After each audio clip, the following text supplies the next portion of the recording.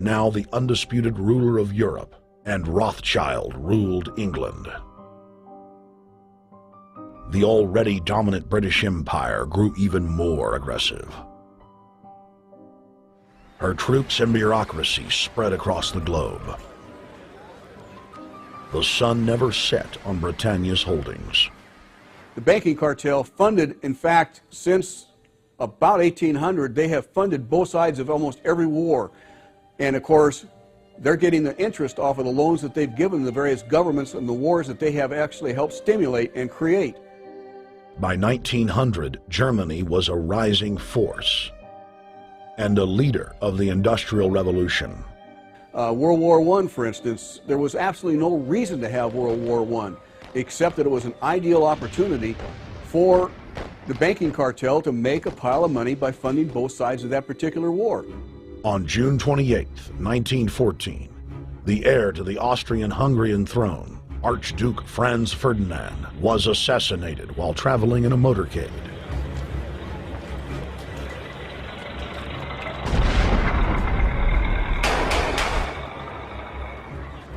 The Black Hand, a Serbian secret society with connections to French and British intelligence, took credit. World War I had begun.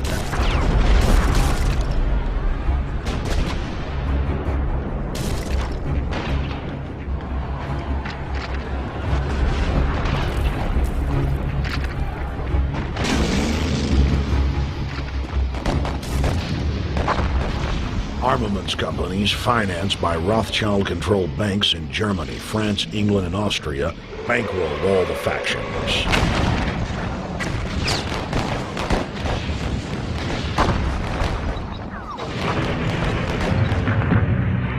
At least 20 million were killed in the war. It was a conflict so terrible the people vowed to never fight again. They dubbed it the war to end all wars. Question is, why did they want war? Well, first of all, is money and power. But secondly, they wanted to create the League of Nations. They had this in their plans all along, and as a consequence, once the war was over or about to be over, they began to formulate this idea of a League of Nations so this would never ever happen again.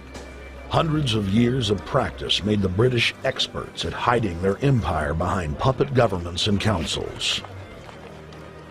In the name of stopping all future conflicts, they proposed that countries would join a League of Nations. Their true intention was for the League to serve as a framework for world government. President Woodrow Wilson, who had spearheaded the establishment of the private Federal Reserve System in the United States in 1913, strongly supported the establishment of the League of Nations. Woodrow Wilson was a very naive president. He was basically a college professor that was grafted into this whole system. The League convened in Paris in 1919, but many nations recognized it as a threat to their sovereignty and refused to join. Frustrated by the U.S. Congress blocking the League of Nations, British intelligence, with the help of the Rockefeller family, set up the Council on Foreign Relations in New York City in 1921. The council recruited the best and brightest of American life to support the growth of the Anglo-American Empire. The CFR's stated mission is to abolish all nation-states in favor of an all-powerful world government administered by a tiny elite. By 1930, the promoters of world government had split into two interlocking camps: the Fabian socialists centered in London, and the fascists based in Italy and Germany. National Socialism will use its own revolution for establishing a new world order. Adolf Hitler. Supporters of the fascists in the United States and England believed that the military should be used to quickly transform the world into a new world order, while the more sophisticated practitioners of globalism stated that incrementalism was the sure path to world domination. Congressional Medal of Honor winner Major General Smedley Butler went public in 1934, exposing an attempt by the robber barons to launch a military overthrow of the United States. The war hero testified to the McCormick-Dickstein Committee in Congress that some of the most powerful men in America had tried to recruit him to lead a military coup so they could set up National Socialism in the United States.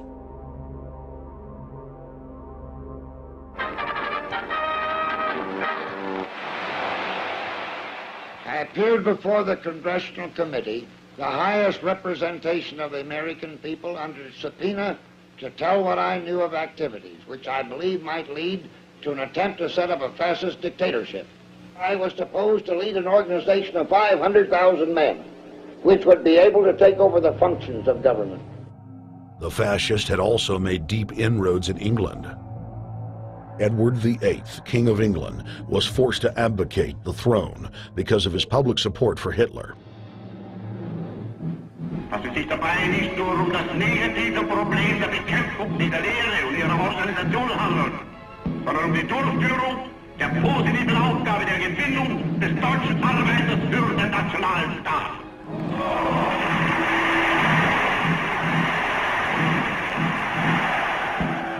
Though the German-led fascist camp was strong, the Fabian Socialist bloc was able to maintain control of the U.S., Russia, and England.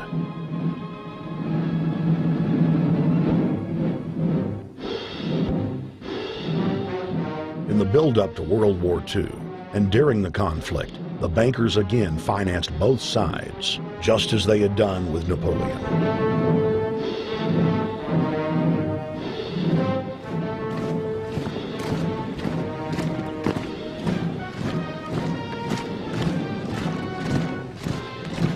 With the rise and fall of the Third Reich, Europe lay in ruins.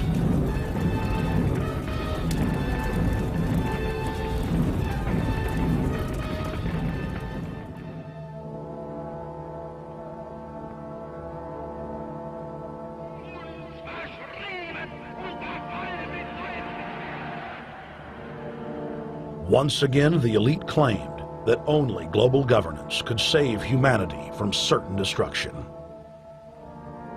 And this time, the elite would succeed in setting up their world body.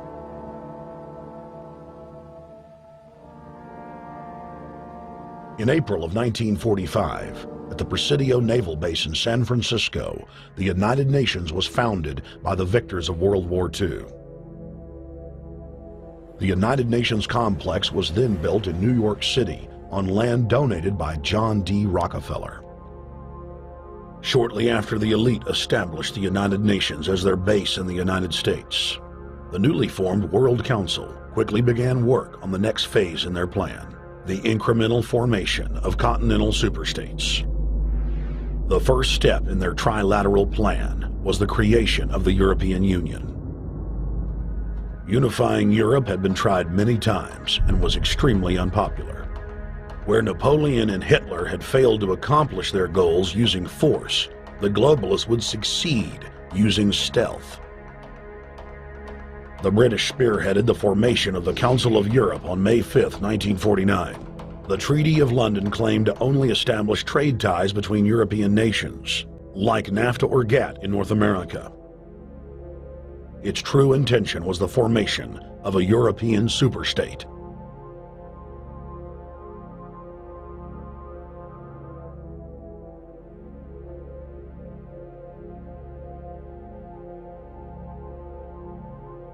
In 1954, the elite of the planet met in secret at the Bilderberg Hotel in Oosterbeek, Holland.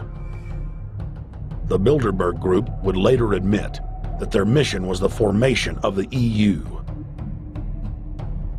Once the EU was established, under the guise of trade deals, a North American Union and Asian Union would be formed. The three interlocking superstates formed the core of the global government, while the United Nations would serve as a world regulatory and enforcement body over the Third World subregions. The Bilderberg Group consists of the heads of all of the managing roundtable groups that steer individual countries. Picture the elite power structure of the world as a giant pyramid, with only the elite of the elite at the tip-top of the capstone. The group has been so secretive that until the mid-1980s, the controlled corporate media denied its existence.